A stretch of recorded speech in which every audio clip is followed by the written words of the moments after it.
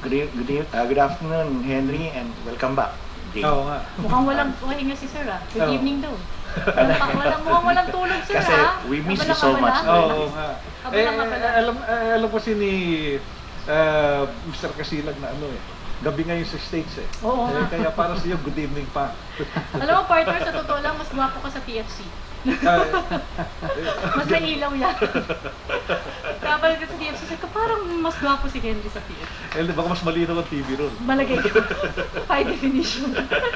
Partner, unahin na natin yung tanong. Palagay ko si Congressman Tino, lagi naman sasabihin nito, hindi, handa ang DepEd. Parang, di ba, breaking news pag sinabi niyang handa ang DepEd sa pagbubukas ng klase. Hindi higit sa lahat. Siyempre, tanong kay Congressman Tino, yung mga teachers, yung mga guro. Kasi, hindi ba, taon-taon, kagaya ng last time, pumayag sila sa increase ng tuition sa mga universidad, sa mga private schools. Pero, ang karamihan na mapupunta yan ay para sa mga guro. Yun ang dahilan ng mga private schools and universities. Para magtaas. Kay Mr. Kasilag, yun raw, karamihan nun, malaking bahagi na mapupunta sa mga guro. 60%, tama ba sa batas? 70%. 70%. Tanong natin muna kay Congressman Tino, napupunta nga ba sa mga guro yung mga increase na yun? Well, yun ang tinatakda ng batas. 70% dapat ng tuition fee increases ay mapunta sa sweldo, sa faculty. Palagay ko, ang mas makakasagot nun si Mr. Kasilag, kung naipatutupad ba talaga ito.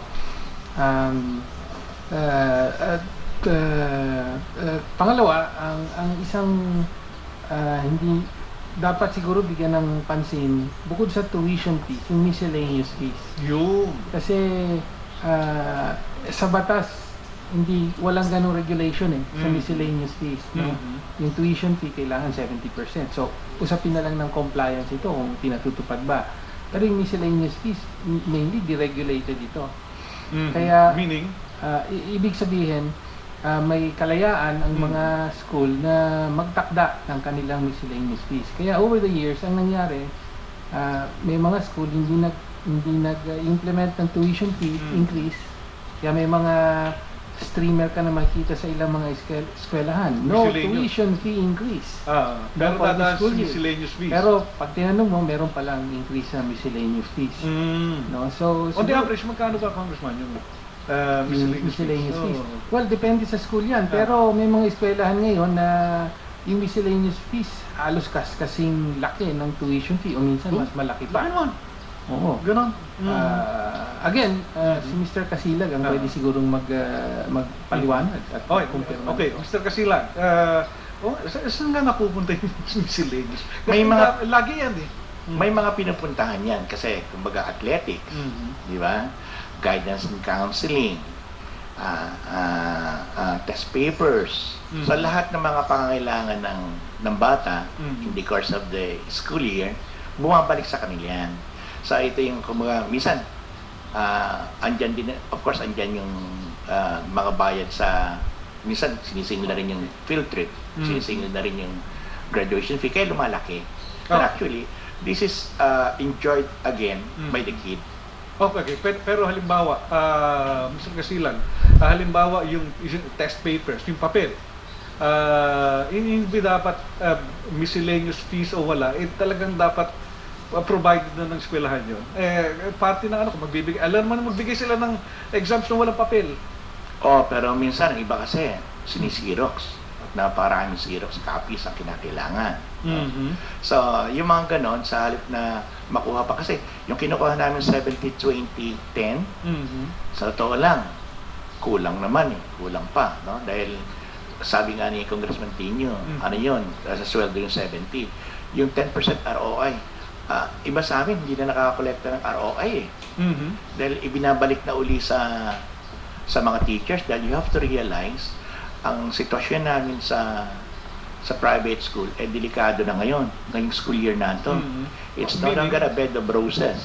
I can cite to you 4 major problems and 6 solutions, but the point is, kung ang problema ng public schools, marami silang estudyante, kulang ang classroom. Kami the other way around, marami kaming classrooms, walang estudyante. Dahil lumilipat. hindi na ma-afford. So, lumilit Yeah, sa oo, public school. eventually. So, kung magtataas man kami ng tuition fee, if you recall, itong 1,400 nagtaas ng tuition fee ngayong school year natin. Karamihan sa probinsya eh. I think 170 something lang ang nasa NCR. Which implies na ang dating is, ito yung mga sa probinsya na matagal na nag-apply na hindi siguro na-approve. At saka talagang kailangan. So, as a private school, ayaw naman namin patayin sarili namin out sa market, di ba? Dahil nagpo-promote ka nga, gusto mo may estudyante. Alam mo, pagka may nagtaas ka, may mawawala sa'yo, di ba? So, it's our last-ditch effort. Talagang kinakailangan lang. Iba sa amin, namimigay pa ng uniform, namimigay pa ng libro, free ang computer. Parang parang kamon. Yeah, oo. Pa-competition yan eh. That's right. So, sana, wag nyo kaming pag-alil lang ako may tuition. Talagang kinakailangan lang. At saka, eto naman, yung sa amin, hindi taon-taon to eh. Hindi taon-taon. Talagang masig kami nag-uusap. Ako, in my case, sa eskwelahan namin, 4 na taon na ako hindi nag-i-increase ang tuition fee. Okay. Marami kayo sa amin na, I think 5 years na, hindi nag-increase ang tuition fee. Dahil takot ka mawalan ng Sa kaalaman lang po, Mr. Casilag, ano po yung eskwelahan niyo? St. Nicholas School sa Marikina. Sa Marikina. Okay. Yung mga ganun kasi, halimbawa, pero taon-taon, nag-grant ng tuition fee increase ang DepEd. So, iba-ibang eskwelahan pala ito. Kasi, Sir Henry, kung 5% lang naman, or even less, you just have to notify DepEd. And understand ng DepEd yun eh. Dahil we have to realize, hindi naman kami subsidized. No? So, kung ano lang nakukuha namin sa tuition fee, yun lang talaga kinaka-void namin. Doon kami kumukuha lahat. Pambayad sa Meralco, PLDT, and everything. And then, ang masakit ngayon sa sitwasyon sa amin is, napakalaki ng bad debts namin. No? Around 10% of that hindi nababayaran. May mga estudyante kami na nasa college na. In my case, I have 180,000 yung utang ng bata, nasa college na. Simula yun ng first year high school. So may utang pa? Oo. Wala pa nung... Wala, hindi ang nangyayari nga sa amin pagka may exam, hindi ako pumapasok ng school eh. Dahil siyempre, makikiusap. Lahat, no? At all kinds of drama, you get to hear them. So, yung sitwasyon. Minsan naman, talagang yung mga magulang, talaga naman hindi